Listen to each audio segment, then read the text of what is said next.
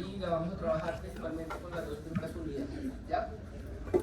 Y hoy entonces vamos a empezar como tal con lo que es los contenidos de la teoría de la asignatura, con la primera unidad, que es la unidad de diagnóstico. Bueno, y vamos a partir con lo más básico, que es la anatomía del periodonto. Bueno, entonces vamos a ver cómo está conformado el periodonto, vamos a ver cuáles son las estructuras, tanto macroscópicamente como microscópicamente, cómo está formado, las funciones de ellas y cómo se interrelacionan entre sí. Bueno, es importante que conozcamos cuál es la anatomía normal del periodonto y cómo está conformado, para que después, si en el caso tenemos alguna situación anormal, podamos identificarle, podamos determinar cuándo hay una patología establecida. ¿No? Entonces, resultado de aprendizaje de la unidad: argumentar un diagnóstico periodontal de acuerdo a los signos y síntomas, así como las características clínicas del paciente, según la clasificación BIC. ¿Ya? Entonces, la semana pasada yo les hice una pregunta, les pedí que me indicaran, cuando ustedes hablaban de periodoncia, qué se les venía a la cabeza. Por ahí me hablaron de las enfermedades, me hablaron de la encía, etc. Pero entonces, ahora vamos a recordar un poquito anatomía y me van a contar ustedes qué es el periodonto. ¿Quién me puede definir el periodonto? Es lo que rodea al diente. Ya, etimológicamente la palabra periodonto viene de la unión de dos palabras. La palabra peri, que significa alrededor, y odonto, que significa diente, ¿verdad? Por lo tanto, son todos los tejidos que se encargan del sostén del diente, que están alrededor del mismo, ¿cierto? Y está conformado por 4 estructuras principalmente: la encía, que es la que nosotros vemos, el ligamento periodontal, el cemento radicular y el hueso alveolar, ¿ya? Y además está dividido de acuerdo a la función que cada uno de esos tejidos cumple en 2 tipos: un periodonto de protección y un periodonto de inserción, ¿ya? ¿Qué tejidos conforman el periodonto de protección? Encía, La encía, ¿algo más? La encía puede ser libre, adherida, ¿algo más? ¿O solo la encía? Periodonto de protección. La encía adherida, la encía libre, ¿ok? ¿Pero solo la encía o algún otro tejido es parte del periodonto de protección? Solo la encía, pues bien, con seguridad, ¿cierto? La encía es el tejido que conforma el denominado periodonto de protección. ¿Por qué será que la encía es el periodonto de protección?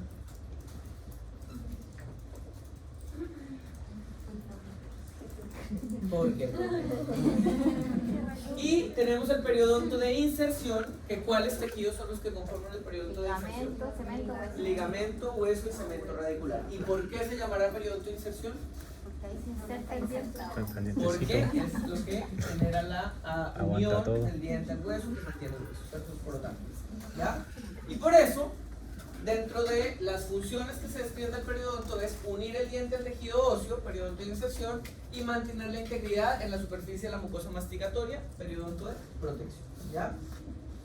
¿Se acuerdan ustedes los tipos de mucosa que existen en la cavidad bucal? ¿Cuáles? Revestimiento, masticatoria, especializada. ¿Quién conforma la mucosa masticatoria? Paladar duro.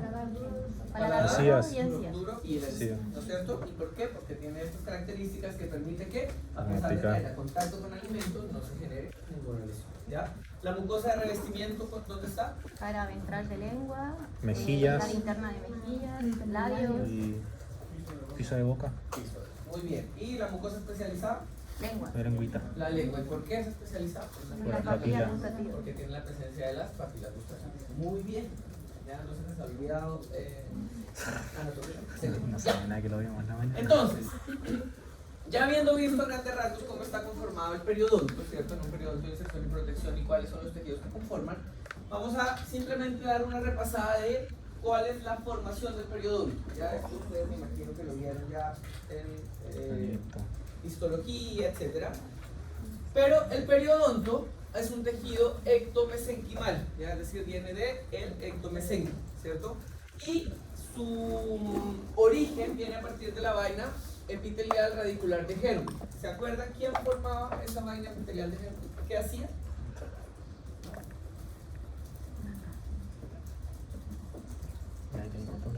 ¿No? ¿Qué parte del diente formaba? Era un sapo. No. No era un saco. La raíz. ¿Ya? Entonces el periodonto se va formando a medida que se va formando la raíz del diente. ¿Ya? Entonces a partir de ahí, por eso nosotros podemos encontrar células de diferentes tipos en cada uno de los tejidos periodontales. ¿Ya? Porque a partir de la valla epitelial de Herwig, que es la principal formadora de la raíz, también se va formando el periodonto. ¿Ya? Ahora, vamos a hablar de cada uno de los tejidos que conforman el periodonto, partiendo por el periodonto de protección, que viene siendo la encía.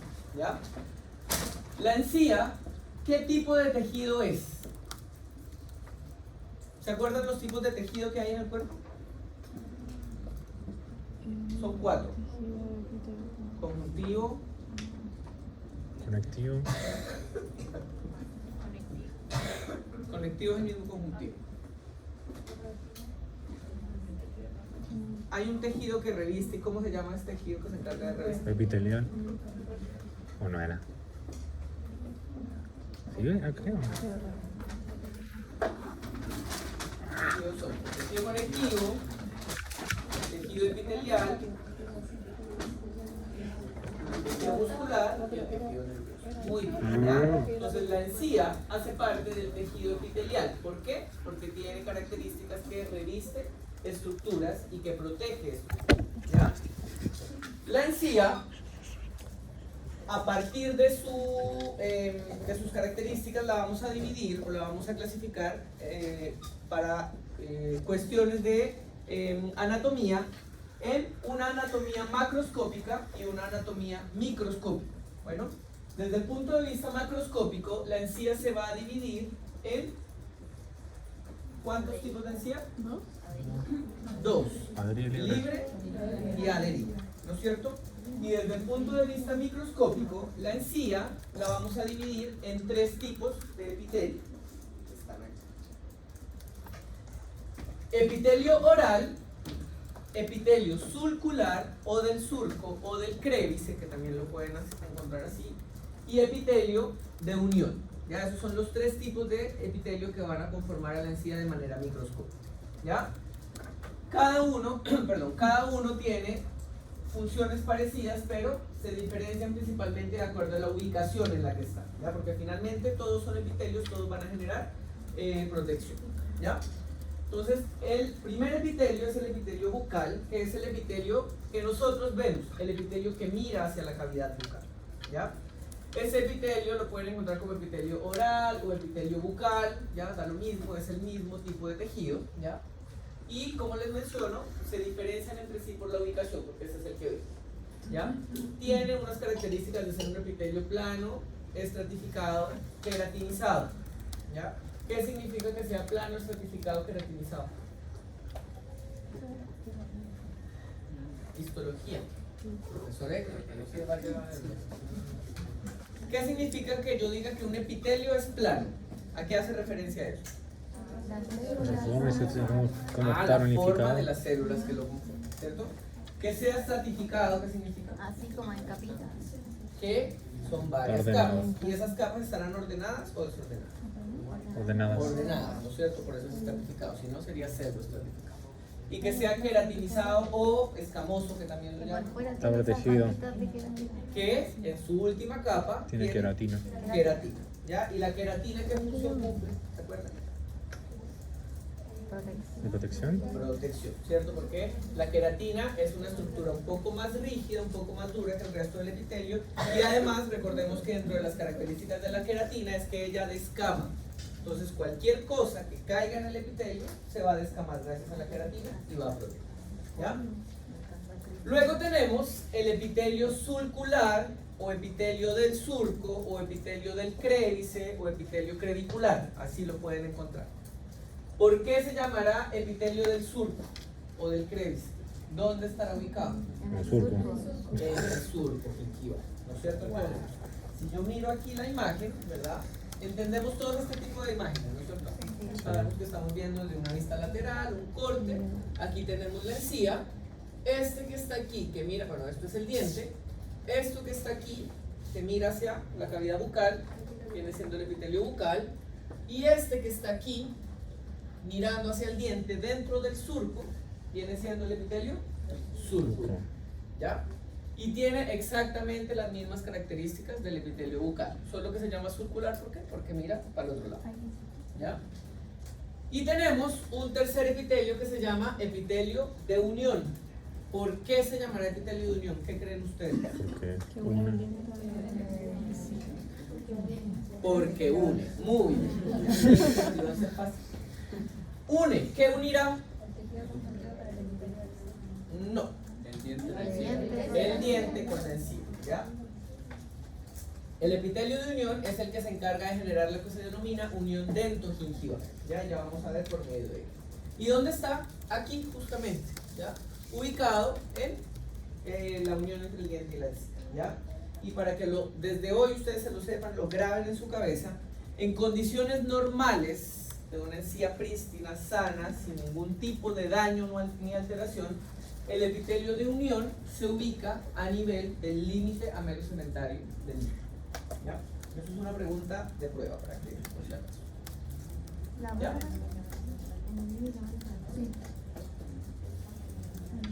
Bueno, entonces, esto un poco para recordar lo que habíamos hablado de los epitelios, ¿verdad? Aquí tenemos los epitelios planos porque las células tienen formas planas, estratificado porque son varias capas ordenadas entre sí y queratinizado porque finalmente van a tener una capa de queratina en su último nivel. Bueno, ahora, macroscópicamente, hablamos de que la encía se dividía en dos tipos: encía libre y encía adherida. Si yo les pidiera que me dijeran cuáles son los límites de la encía libre, ¿ustedes cómo lo responderían? ¿De dónde a dónde va la encía libre? Desde el borde. Del borde, ya. De la que rodea la corona del diente. ¿Ya? Hasta Napoleón Mucoviscual. Hable.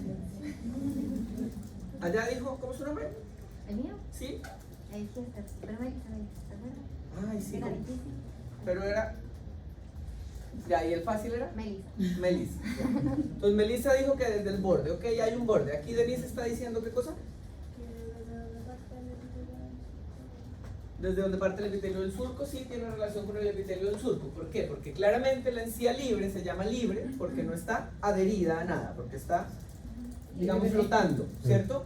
Y esa libertad se la da este surco gingival, ya ese espacio entre el diente y la encía.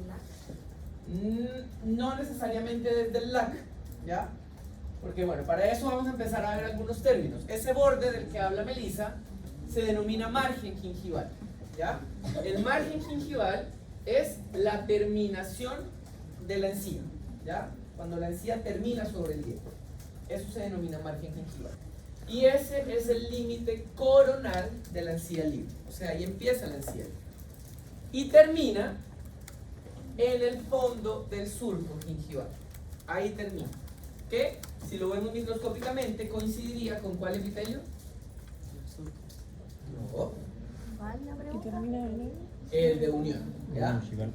El epitelio, en la encía libre va a terminar en el fondo del surco, ¿cierto? Y el fondo del surco está microscópicamente relacionado con el epitelio de unión, ¿cierto? Porque ahí se une la encía con el diente. Sí, ahí, ¿ya?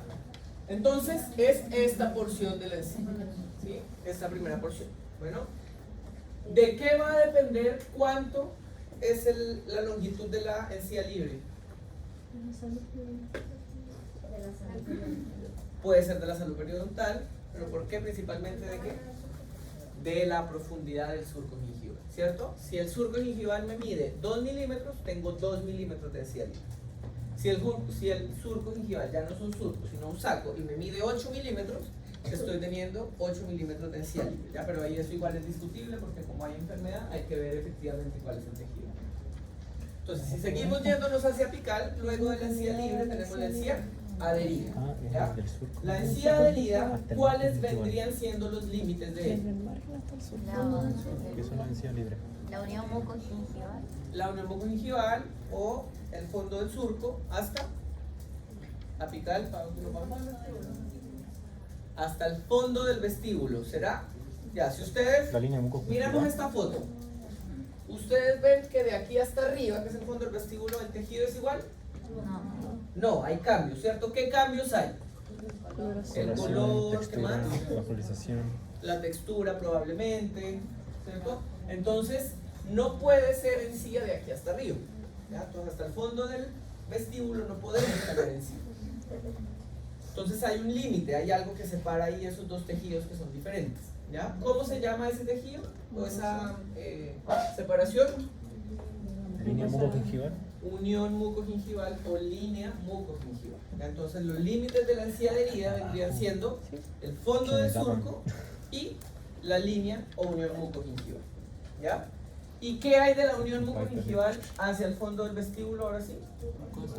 La mucosa alveolar. ¿Ya? ¿Y qué tipo de mucosa es esa mucosa alveolar? De De revestimiento. revés. ¿Ya? No es masticatorio. ¿Ya? ¿Claro eso? Sí, muy bien. Ahora, dentro de la encía libre tenemos también como una subdivisión, un subtejido que igual hace parte de la encía libre, pero algunos libros la separan, que viene siendo esta porción de encía que entra aquí entre los dientes. ¿Cómo se denomina esa porción de encía libre que entra en el espacio interproximal entre los dientes? ¿Sí, interproximal? No, o sea, sí, pero el nombre técnico, ¿cuál es? Papila La papila interdental. interproximal, ¿ya? O Ah. interdental. Bueno, y la papila interdental es un tejido súper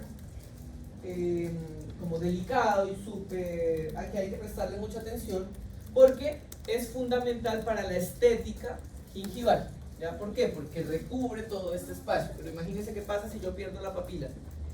¿Qué va a pasar ahí? Se va a ver un triángulo negro ahí, ¿ya? Y además, después también lo vamos a ver, dentro de la papila hay ciertas diferencias entre la papila de los dientes anteriores con la de los dientes posteriores, ¿ya? Y ahí es en donde empiezan los procesos inflamatorios. De hecho, antes existía una clasificación, en el año 89, que hablaba de que había una gingivitis marginal, que estaba relacionada solo con esta zona de la papila, ¿ya? Gingivitis papilar, pero ahora no, ahora solo gingivitis inducida por pulpo. Bueno, ¿preguntas hasta acá? ¿No? ¿Todo claro? Ya. Y lo que les dije, bueno, que no es una estructura como tal del periodonto, pero que es importante tenerla en cuenta porque es un punto de referencia para diferentes exámenes que uno toma, que es el límite amelocementario o LAC, ¿ya? ¿Y qué es el límite amelocementario? ¿Qué tejidos unen?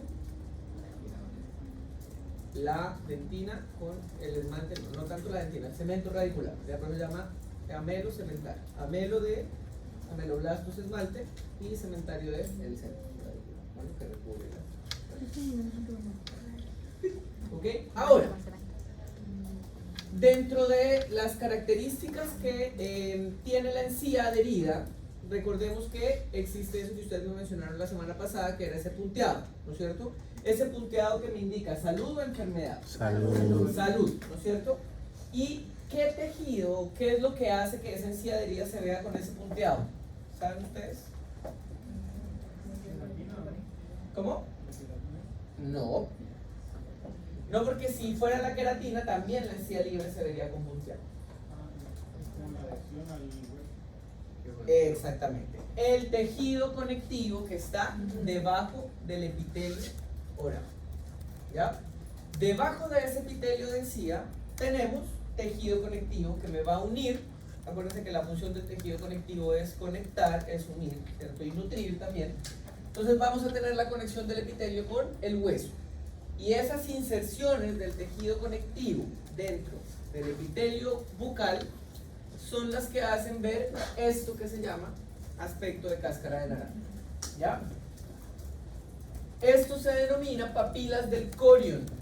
Bueno, las papilas del corion son las inserciones de tejido conectivo dentro del epitelio de la encía.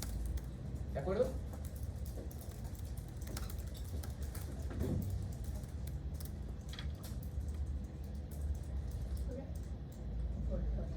Papilas del corion. C-O-R-I-O-N.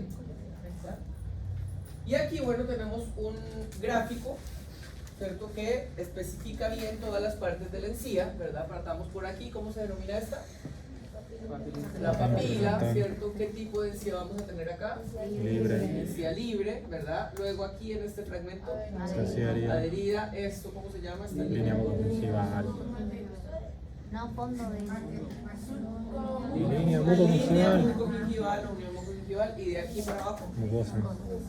la mucosa alveolar, ¿cierto? Entonces fíjense que esta imagen a mí me gusta harto porque es súper gráfica y diferenciadora de los tipos de o de las partes de la encía a partir de la imagen, ¿no es cierto? Y fíjense también aquí que se nota el punteado de cáscara de naranja. Fíjense que aquí la encía libre se nota un poquito más lisa, aunque no debería ser completamente lisa en sí, ¿ya? Y fíjense la diferencia entre estas características de este tejido y las de este, ¿ya? Este es mucho más vascularizado, este es móvil, y este sí, si le cae un alimento, se lesiona. Acuérdense que existen las úlceras orales recurrentes que dan principalmente en la mucosa alveolar, ¿ya? ¿Preguntas, chicos, hasta acá? ¿No? Ya. Entonces, como les mencionaba, la papila interdentaria es un tejido bien crítico desde el punto de vista del cuidado periodontal, ¿ya? Y de ahí la importancia de que uno use hilo dental. Bueno, porque si uno no usa hilo dental, finalmente el biofilm se va a mantener ahí dentro de esa papila, el cepillo no va a llegar a atravesar esos dos. Bueno, tenemos diferencias entre las papilas de los dientes anteriores y de los dientes posteriores. Sí, ya hay diferencia. La primera diferencia es visual. Las papilas de los dientes anteriores tienden a ser más triangulares, ¿ya? Mientras que las de los dientes posteriores tienden a ser más achatadas. ¿Por qué? Porque es una cuestión de anatomía normal. Ya los dientes posteriores tienen mayor distancia o mayor volumen, por lo tanto también se grafica de esa misma manera en la papila, ¿ya? La papila hace parte de la encía libre, por lo tanto no tiene ningún tipo de unión al diente, ya también es móvil. Y la otra diferencia que tenemos en las papilas anteriores y posteriores es que en las papilas posteriores, al ser un diente más amplio, vamos a tener una papila en vestibular y una papila en palatino o lingual. Diferente a lo que pasa en los dientes anteriores, porque en los dientes anteriores, como el diámetro vestibulo-lingual es más cortito, es la misma papila, ¿ya? Mientras que en los posteriores hay una papila en vestibular y una papila en lingual palatino, ¿ya? ¿Qué es lo que se ve acá? Vestibular, lingual, ¿ya? Y esa papila se une acá, ¿ya? En toda la cara proximal del diente, ¿sí? Ahora, esto es un corte histológico, ¿cierto? Fíjense las diferencias. Esto es una papila anterior, esto es una papila posterior. ¿Se fijan? En la papila anterior es una sola papila. En la papila posterior hay una acá y otra acá. Ahora, ¿ustedes ven alguna diferencia en este corte con respecto a todo esto? Esta zona que vendría siendo la zona interproximal del diente. ¿El color de qué?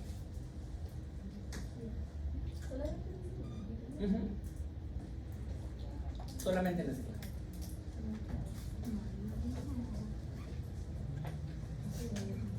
¿O estará todo igual, todo esto? ¿Cómo? Sí, tiene diferencias en las estructuras epiteliales en esta zona, ¿ya? ¿Por qué? Aquí, si ustedes se fijan, es todo igual, ¿ya? Vamos a verlo con colores. Aquí, fíjense que se ve rojo, aquí se ve un poquito más claro, ¿y esto por qué? Porque esto es toda la estratificación. Y finalmente aquí está la capa de queratina, ¿cierto? Aquí pasa lo mismo, en la papila vestibular, todo esto me indica la capa de queratina que está al final, aquí igual, pero miren qué pasa aquí. No hay queratina acá, ¿ya? Por lo tanto, ¿tendrá el mismo factor de protección la papila vestibular lingual que esta zona de acá? No. No hay un factor protector ahí, por lo tanto, cualquier microorganismo que quede ahí no se va a salir porque no hay descamación, ¿ya? Esta zona de unión entre las papilas vestibular y lingual en los dientes posteriores se denomina col, C-O-L, el col gingival, ¿ya? Y el col gingival es una estructura súper crítica para el desarrollo de las enfermedades periodontales. Bueno, porque como no se descama por no tener queratina, todos los microorganismos que caigan ahí, ahí se van a mantener. cualquier estructura irritante que caiga ahí se va a mantener y no va a haber protección, ¿ya? Y de hecho hay algunos estudios un poco sí más antiguos que hablan de que la zona de inicio de una enfermedad periodontal siempre es el cuello, ¿ya? Más actuales no hay tanto, pero antes hablaban eso los estudios, ¿ya? ¿Se entiende eso? Sí. ¿Sí? ¿Alguna pregunta hasta acá? Yo. ¿No? Ya, entonces, ¿cómo llevo yo toda esta anatomía del periodonto a un análisis en un paciente? ¿Ya? Recordemos que, y esto también lo van a ver ustedes cuando hagan el preclínico de examen periodontal, el examen periodontal me involucra principalmente tres cosas: un examen visual, un examen clínico y un examen radiográfico, ¿ya? Conocer la anatomía del periodonto me permite a mí hacer un examen visual adecuado. ¿Por qué? Porque voy a poder ver dónde está la papila, dónde está la encía libre, dónde está la encía adherida, dónde está la línea bucogingival, etc. ¿Ya? Y además, sobre todo, por ejemplo, para determinar la ubicación de la línea mucogingival, ¿cierto? ¿Por qué será importante que yo ubique la línea mucogingival? Para ver dónde empieza la encía y dónde empieza la Para mucosa. ver, ¿cierto?, los límites de la encía adherida principalmente. Y ahí vamos a ver después que hay patologías que involucran, o hay un diagnóstico que involucra ausencia de encía adherida. Entonces, ¿por qué? Porque hay pacientes que por diferentes situaciones, desde la encía libre, pasan de una vez a la mucosa alveolar. Y por lo tanto, tienen menos factores protectores también, porque no van a tener la queratina de la encía adherida. ¿Ya? Y la protección en sí de la encía adherida. ¿Ya? Entonces todo eso yo lo analizo en mi paciente y lo traspaso a mi ficha clínica y a mi periodontograma, ¿ya? En el periodontograma que ustedes hacen aquí en la universidad, él es automático, entonces ustedes solamente tienen que poner un par de datos, la posibilidad de sondaje, y él les hace el dibujo, ¿ya? Pero antes uno tenía que dibujar el periodontograma, ¿ya? Y tenía que dibujar dónde estaba la línea bucogingival, dónde estaba la encía libre, dónde estaba la encía adherida, etc. ¿Ya? Y eso. Ahora se les facilita un poco más largo, ¿ya? Pero también se grafica en el periodontograma, ¿ya? Entonces, ahí por ejemplo, yo estoy sondeando, ¿cierto?, ese diente. ¿Hasta dónde me llegará esa sonda periodontal? ¿Hasta? Al fondo del Fondo del surco. surco. Hasta el fondo del surco, ¿cierto? Y por lo tanto la sonda periodontal también me permite a mí medir cuánto me mide, qué tipo de encía. Libre. La encía. ¿Sí? Muy bien. ¿Preguntas? Yo. ¿No? ¿Todo claro con la encía? ¿Sí? Ya. Ahora, con respecto al epitelio de unión, el epitelio de unión también se va formando y madurando de acuerdo al proceso de erupción del diente, ¿cierto? ¿Por qué? Porque recordemos que los dientes tienen un proceso de erupción pasiva en donde ellos van saliendo solitos. Primero están cubiertos por la mucosa, a medida que va exfoliando esa mucosa se va rompiendo y se va acomodando al cuello del diente hasta que el epitelio de unión se ubica. ¿En dónde dijimos que debería ir el epitelio de unión? En el límite de amelo. En el límite amelocemental. Muy bien, ¿cierto? Entonces va a depender esa unión dentogingival de la erupción del diente, ¿ya? Y en algunos casos, por ejemplo, hay pacientes que quedan con una erupción pasiva, alterada, en donde no erupciona completamente el diente y por lo tanto el epitelio de unión se ubica más arriba en la corona y bueno, se empiezan a hacer otras cosas, ¿ya? Lo importante saber del epitelio de unión es que es un epitelio también plano estratificado, no queratinizado porque no hay queratina en la zona de unión, y que las principales células encargadas de esta unión dentogingival se denominan hemidesmosomas, ¿ya? Al igual que en muchas estructuras anatómicas en el cuerpo, ¿ya? ¿Por qué? Porque los hemidesmosomas tienen ciertas estructuras propias de esa célula que le permite adherirse y unirse a los tejidos, ¿ya? Entonces, esa es la célula principal, ¿ya?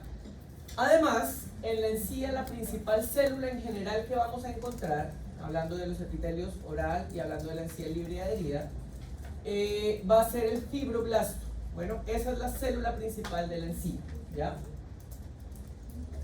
Además, también vamos a poder encontrar eventualmente algún tipo de cementocito, ¿cierto? Porque acordémonos que ¿de dónde parte el periodonto? De la vaina radicular de G, ¿cierto? Entonces podemos encontrar también cementocito. Pero la célula predominante es el fibroblasto, acompañada de células de defensa, ¿ya? Macrófagos, algunos neutrófilos, etc. ¿De acuerdo? Y el tejido conectivo, bueno, que como les mencioné, el tejido conectivo, su principal función es la unión de tejidos, ¿verdad? Se encuentra por debajo de los epitelios regularmente y en la cavidad bucal, en la encía, no es la excepción. Debajo del epitelio oral vamos a tener el tejido conectivo. Y ese tejido conectivo, como les digo, es el que me da ese aspecto de puntear la cáscara de naranja en la encía de hilo, ¿ya? El tejido conectivo también me entrega nutrición, me entrega oxígeno a través de la sangre, etc. ¿Ya?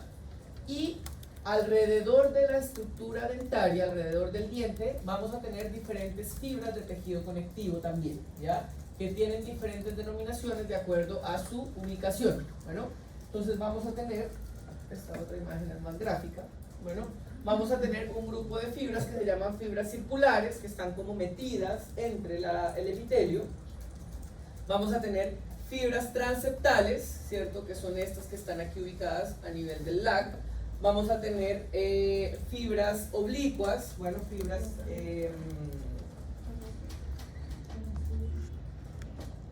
fibras oblicuas que están aquí, ¿cierto? En estas zonas, ¿ya? Y fibras dentro de la unión dentogingival, ¿ya? Entonces también cerca del epitelio de unión, inmediatamente debajo, vamos a tener tejido conectivo, bueno, y esas fibras se denominan dentogingival, ¿ya? ¿Y qué importancia tiene ese tejido conectivo que está debajo del epitelio de unión? Después también vamos a ver una estructura que se denomina tejido de inserción supracrestal, que tiene que ver sobre todo con la rehabilitación de los dientes, ¿ya? ¿Por qué? Ese tejido de inserción supracrestal, que está formado por el epitelio de unión y por este tejido conectivo, me genera protección del hueso alveolar que está aquí, ¿ya? Porque si ustedes se fijan, entre el LAC y el hueso, no, o sea, hay un espacio, no está el hueso a nivel del LAC, está este tejido de inserción supracrestal que genera protección. Y van ustedes de pronto a escuchar en clínica, o a lo mejor ya los han escuchado, el término ancho biológico. ¿Lo han escuchado en algún momento? Sí. Ya. El ancho biológico era el término que usábamos anteriormente para denominar a estos tejidos de inserción supracrestal. Actualmente es el que les estoy mencionando, tejido de inserción supracrestal. Ya ancho biológico no se utiliza, ¿ya? Pero igual se entiende cuando uno habla de un ancho biológico, y muchas veces hay que hacer procedimientos quirúrgicos para recuperar ese espacio, ¿ya? Y esos procedimientos se hacen cuando el diente tiene una fractura, cuando hay una caries gingival y se requiere rehabilitar. Entonces, ¿qué tengo que hacer yo? Remodelar el hueso para generar ese espacio en donde se me va a ubicar ese tejido conectivo y ese epitelio de unión, sin que afecte al periodonto y que pueda realizar bien mi rehabilitación, ¿ya? Pero eso lo vamos a ver un poquito más adelante. ¿Preguntas de la encía? ¿No? ¿No? ¿Todo claro? Ya. En resumen, la encía es un epitelio plano, estratificado, queratinizado. Macroscópicamente vamos a tener encía libre y encía adherida. Microscópicamente tres tipos de epitelio: oral, sulcular y de unión. Principal célula de la encía, el fibroblasto. Principal célula del epitelio de unión, el hemidesmosoma. Funciones de la encía: protección principalmente, ya a través de la queratina. Bueno, tenemos la papila, tenemos diferencias entre la papila de los dientes anteriores, papila de los dientes posteriores, principalmente por ¿cuál estructura? El col, ¿cierto? El col, que es ¿de qué tipo, de qué dientes? De los posteriores. Muy bien, ya. Eso con respecto al periodonto de protección. Vamos a pasar ahora ya al periodonto de inserción. El periodonto de inserción, vamos a partir con el ligamento periodontal. La función del ligamento periodontal principal es la unión del diente con el hueso alveolar, ¿ya? Recordemos que los dientes no están pegados al hueso, ¿ya? Diferencia así, por ejemplo, lo que pasa con los implantes. Los implantes sí quedan pegados al hueso, mientras que los dientes no. Los dientes tienen el ligamento periodontal, ¿ya? Y además, el ligamento periodontal también, bueno, tiene una función dentro del proceso formativo del periodonto a partir de la misma vaina epitelial de Herbig, y tiene funciones nutritivas, ¿ya? También lleva vasos sanguíneos, también es un tipo de tejido conectivo, ¿ok? El ligamento periodontal se encuentra en toda la longitud radicular, ¿ya? Desde el límite amelocementario hasta el ápice de la raíz, ¿ya? Y de acuerdo a las principales fibras de este ligamento periodontal son de tejido conectivo, bueno, aunque hay algunas otras de otro tipo de tejido, pero el más relevante es el tejido conectivo, ¿ya? Por ende, también la célula principal del ligamento periodontal es el fibroblasto, ¿ya? Y de acuerdo a la ubicación de esas fibras del ligamento periodontal, vamos a tener también diferentes nombres y diferentes funciones, ¿ya? Entonces vamos a tener primero las fibras de la cresta alveolar, que se ubican a nivel del LAC y que se encargan de unir esta porción del hueso alveolar, ¿cierto? La cresta alveolar con el diente, ¿ya? Luego tenemos las fibras horizontales, que son las más predominantes y están ubicadas en toda la longitud radicular, ¿cierto? Y su función principal, además de unir el hueso con el diente, es evitar los movimientos laterales, ¿ya? Es decir, evitar que el diente se mueva hacia un lado o hacia el otro, ¿sí? Luego vamos a tener las fibras oblicuas, que están aquí, más hacia la zona apical, ¿ya? Y estas fibras oblicuas se llaman oblicuas porque tienen una forma diagonal. Y además de unir el diente con el hueso, su función principal también es evitar los movimientos intrusivos, ¿ya? Evitar que el diente se meta dentro del hueso, ¿ya? Y finalmente tenemos las fibras apicales, que están en el ápice del diente y cuya función principal es la protección del paquete vasculonervioso que ingresa a la cavidad pulpar, ¿ya? Al conducto radicular. Bueno, y se me olvidó, las fibras de la cresta alveolar, su función principal es evitar movimientos extrusivos también, ¿ya? Entonces evitar que se salga de alveolo. Bueno, tenemos otro tipo de fibras que solamente van a estar ubicadas en los dientes posteriores, que son las fibras interradiculares. ¿Por qué estarán solo en los dientes posteriores? Porque está la zona interradicular. Porque son los dientes que tienen más de una raíz, ¿cierto? Se llaman interradiculares, están ubicadas en las zonas de las furcas de los dientes, ¿ya?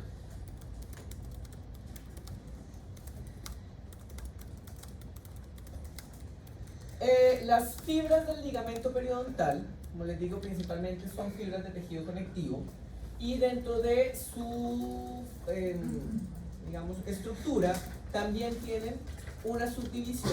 Esa misma fibra, cada fibra va a tener algo que se denomina una fibra de Sharpey, ¿ya?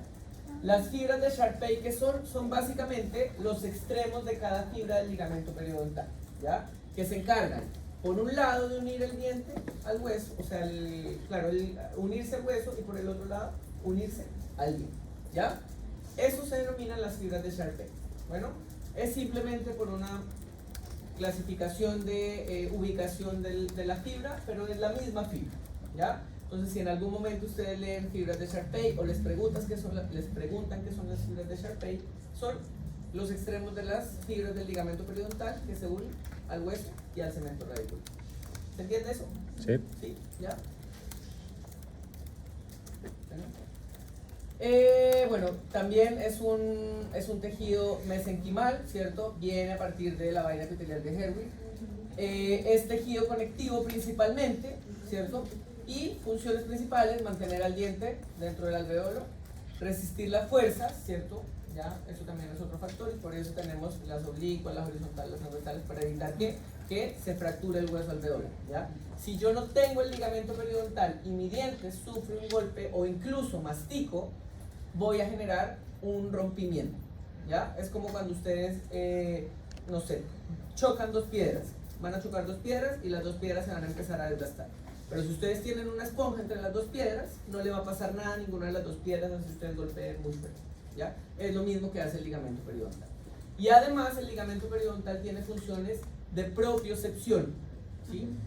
¿Ya? ¿Se acuerdan del concepto de propiocepción? Movimiento. Sentir presión, sentir movimiento, ¿ya? Por lo tanto, por eso, ¿alguien ha tenido brackets? Sí. Ortodoncia, ya. Es una porquería. Cuando les aprietan los brackets, es decir, no sé, les cambian el arco, etcétera, empiezan a hacer movimientos, ustedes sienten algo que no es un dolor en sí, ¿cierto? Pero sienten como una especie de presión, ¿cierto? ¿Y eso es por qué? Porque el ligamento periodontal se está estirando en un lado y se está apretando en otro lado, ¿ya? Y eso le genera esa sensación de propiocepción, de la presión de la movimiento. que no es un dolor, sino es una sensación como tal, ¿ya? Tenemos también microscópicamente diferentes tipos de fibras, como yo les mencioné, las principales son de colágeno, ¿ya? Pero tenemos fibras de reticulina, fibras de oxitalano, que son otros tipos de estructura menores, también elásticas, y las fibras de Sharpey, que como les mencioné, son fibras que están a los extremos de cada una de las fibras del ligamento periodontal, ¿ya? Podemos encontrar también diferentes tipos de células, como les dije, las principales células del ligamento periodontal son los fibroblastos, pero podemos encontrar cementocitos, osteoblastos, porque está todo a partir de la misma origen epitelial, ¿ya? Células de defensas también. ¿Bueno? Cemento radicular. El cemento radicular, ¿cómo se define? ¿Quién me puede definir el cemento radicular?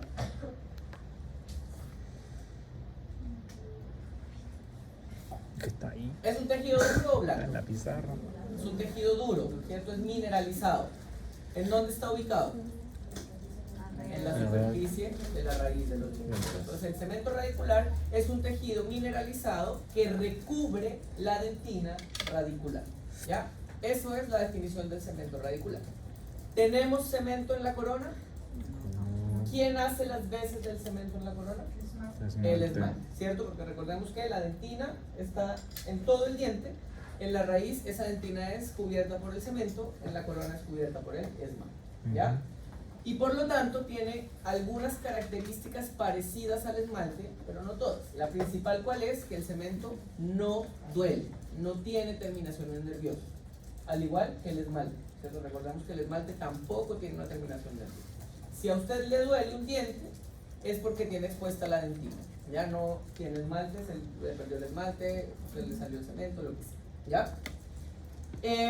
Además, el cemento radicular es un tejido principalmente que recubre y que su función principal es que se inserten las fibras del ligamento periodontal en él, ¿ya?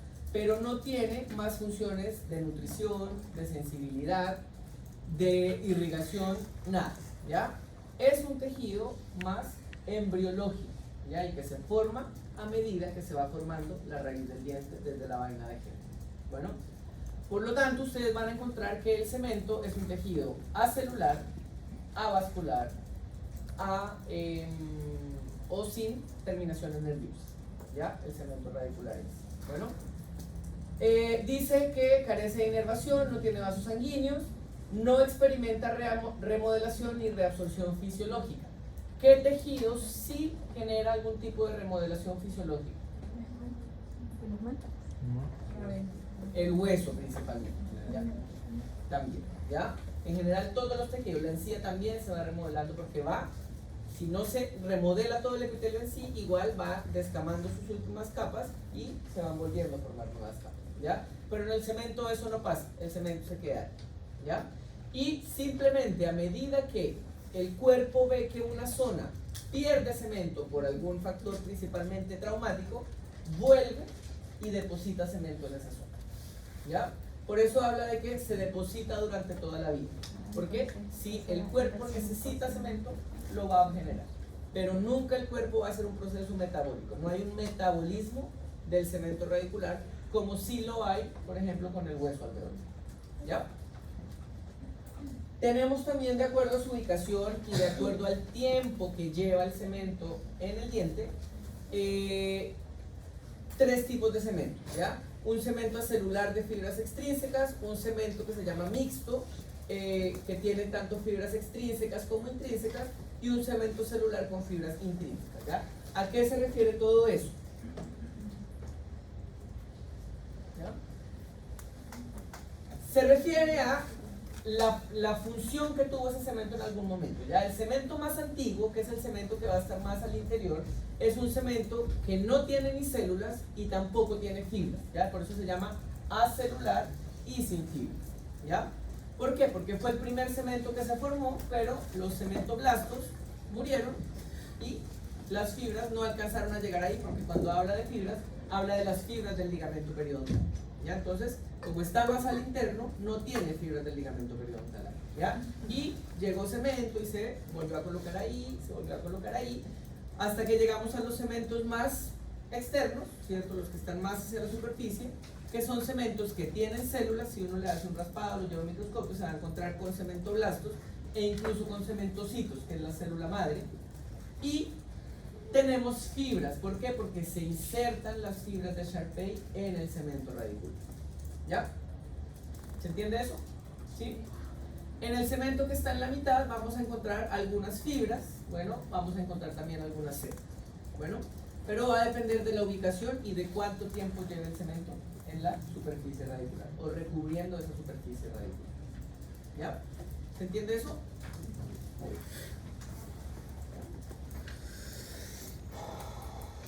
Función principal, lo que les mencioné, y en verdad la única función como tal dentro de lo que es el periodonto es que las fibras del ligamento periodontal se anclen ahí, ¿ya?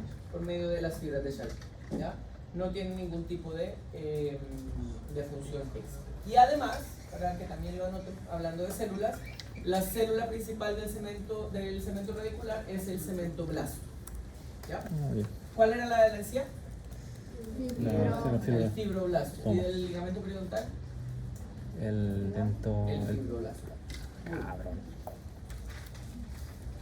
Y por último, pero no menos importante, de hecho muy importante, tenemos al hueso alveolar. ¿Ya? El hueso alveolar, ojo, porque este es un concepto que a veces está medio confundido y a veces hablan del hueso alveolar como toda la mandíbula o como todo el maxilar, ¿ya? Y el hueso alveolar como tejido como tal es solamente ese pedacito en donde se inserta la raíz del diente, ¿ya? O apófisis alveolar también. Bueno, lo demás es hueso mandíbula o hueso maxilar, pero solo el pedacito donde se inserta la raíz del diente es lo que se denomina hueso alveolar. ¿Se entiende eso? Sí, ese concepto. Bueno, el hueso alveolar tiene las mismas características que cualquier hueso en el cuerpo, ¿ya? Es un tejido mineralizado, conformado por calcio, fósforo, tiene un proceso metabólico constante, ¿ya? Por lo tanto yo tengo procesos de reabsorción y de remodelación ósea. La célula, ¿cuál es la célula principal del tejido óseo? El osteoblasto. Bueno, el osteocito, que es la célula como madre, que después se desarrolla en un osteoblasto, ¿ya? Y además también tenemos otro tipo de célula, porque como hay un metabolismo, tenemos otra que se come el hueso y se llama osteoclasto, ¿ya? Y siempre hay un equilibrio entre ambos, ya, para que haya un metabolismo, ¿ya? De hecho, por ejemplo, también cuando hay movimientos de ortodoncia, hay procesos de reabsorción ósea controlados por medio de ¿quién? Del osteoclasto, y se remodela básicamente por el osteoblasto, ¿ya? Y al igual que todos los huesos del cuerpo, vamos a tener características en donde unos son más corticalizados y otros son más esponjosos, ¿cierto? Muy bien. Y vamos a tener las trabéculas óseas como ¿ya? ¿Qué hueso alveolar será más corticalizado? ¿El del maxilar superior o el de la mandíbula? El de la mandíbula, ¿cierto? Recordemos siempre que la mandíbula es más corticalizada que el maxilar superior, ¿ya? Y por lo tanto el hueso alveolar también tiene las mismas características. Bueno, pero en las partes más externas, acuérdense, ¿cierto? Los corticales están siempre hacia la parte más externa, por lo tanto, más hacia la cara vestibular y más hacia la zona de la raíz del diente. ¿Ya? Es decir, cuando yo tengo aquí mi hueso alveolar, esta zona también tiene características de cortical, ¿ya? Tanto afuera como adentro. Y lo que está más interno es la parte más esponjosa. Bueno, ¿cuál es la función o por qué es necesario que haya estas trabéculas y que el hueso sea esponjoso? ¿Cómo? No, sí.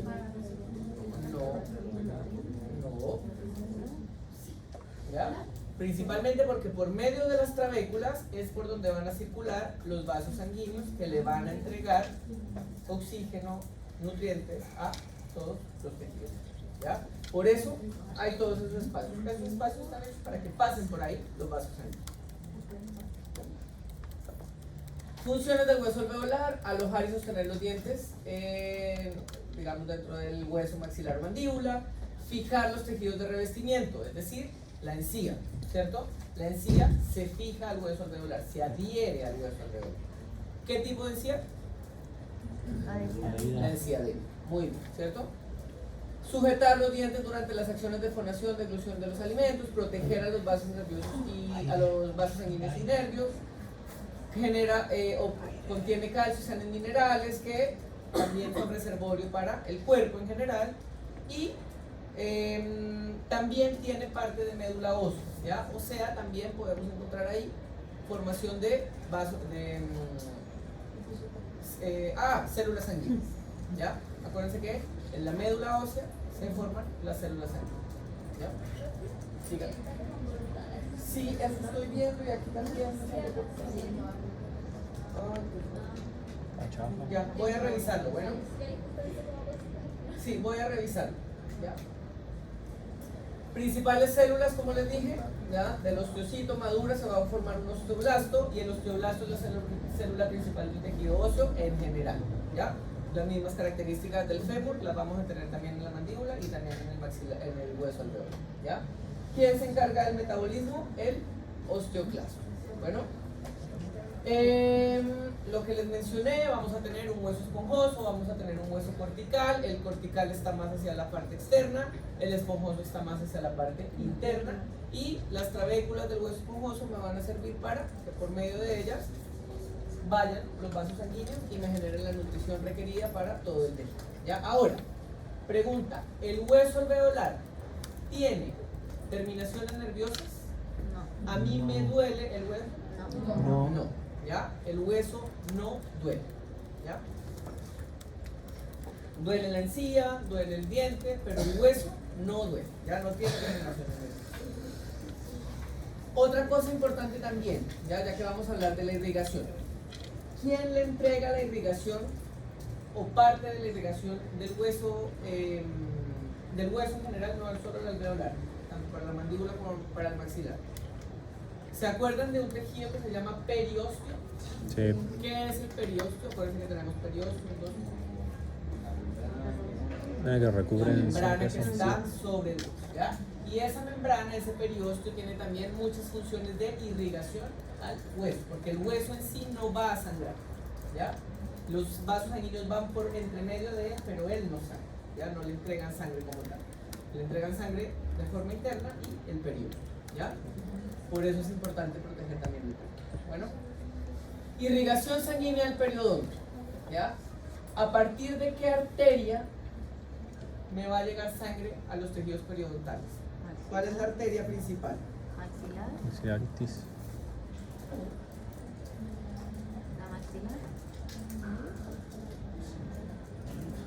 La arteria maxilar, ¿ya? A partir de todas las arterias alveolares, ¿ya? La irrigación del periodonto es la misma irrigación de los dientes, ¿ya? Porque finalmente es el mismo paquete vascular nervioso. Bueno, y dependiendo de la ubicación vamos a tener diferentes terminaciones sanguíneas. Bueno, si vamos a tener o vamos a hablar de, no sé, la encía vestibular, obviamente vamos a hablar de la arteria bucal. Si vamos a hablar de la encía lingual, vamos a hablar de la encía de la arteria lingual. Si vamos a hablar de la encía de la zona del paladar, vamos a hablar de la arteria palatina, ¿ya? Lo mismo pasa con bueno, esto es un tejido vivo, fíjense, ahí está la arteria palatina, por ejemplo, y las diferentes ramificaciones, ¿ya? La arteria, bueno, esto es más un poco de especialidad, pero la arteria palatina es una arteria que tiene dentro de todo un calibre importante, y cuando uno trabaja con la encía palatina tiene que tener mucho cuidado de lesionarla, ¿ya? Porque si uno corta la arteria palatina es una manguera de sangre para la boca, ¿ya? Entonces, pero como les digo, eso es más a nivel de especialidad que uno trabaja. Ahora, igual eventualmente ustedes por algún motivo podrían tener que hacer algún tipo de colgajo en palatino, ¿ya? Hay que tener mucho cuidado, sobre todo con la arteria palatina. Cortar la arteria palatina es una manguera de sangre, ¿ya? No se va a morir el paciente, pero o sea, a menos que se ahogue con su propia sangre, pero no se va a desangrar con la arteria palatina, ¿ya? Pero sí es una piscina. incómodo y uno se asusta. O sea, la sangre, si uno se corta acá y es un montón de sangre, ahora imagínense una arteria como tal cortada, ¿ya? Fíjense que por todo el ligamento, o sea, por toda la superficie radicular, también vamos a tener terminaciones de vasos sanguíneos que van a ir abarcadas por medio del ligamento periodontal. Por eso hablamos que el ligamento periodontal también tiene funciones de nutrición y de irrigación, ¿no? Con respecto al drenaje linfático, el drenaje linfático periodontal es el mismo tipo de drenaje que cualquier zona de la cavidad bucal, ¿ya?